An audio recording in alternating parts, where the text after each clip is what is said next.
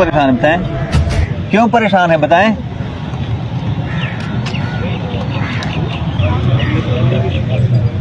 आपको भी और आपकी बीवी को भी घर से निकाला है उन्होंने, अपने माँ बाप को।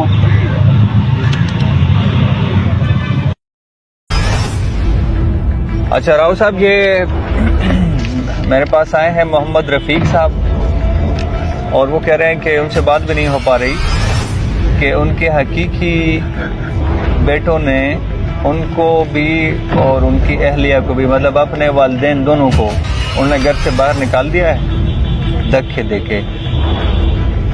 और ये कहते हैं कि कबल अजीब भी उन्होंने ये किया था, तो फिर जो भी उनका हुआ तो उसके बाद ये गए भी वो बेटी के पास रहने पर मजबूर हैं।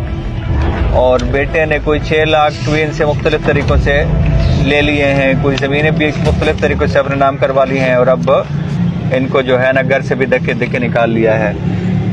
वैसे तो मुझे से खुद भी ये बात हज़म नहीं हो रही, लेकिन अगर ये हकीकत है जो लग रहा है कि तकलीफ़ से लग रहा है, इनके रोने से लग रहा है, तो आपने ऐसे उनका एग्जाम्पल बनाना है, ऐसे कानूनी पेचदा उनके नाकाम बनाना है, तमाम यारी मकारी नाकाम बनानी है, वो डेंट पेंट करने हैं ना आपने, कि पूरे बहावल नगर में जो है कोई आइंदा पर ऐसा बेटा अपने ऐसे वालिदैन के साथ चालाकी करके ना उनको धक्के दे के मजबूर ना करे कि वो रोड पे आए। मुझे इस पर मिसाल चाहिए फिर।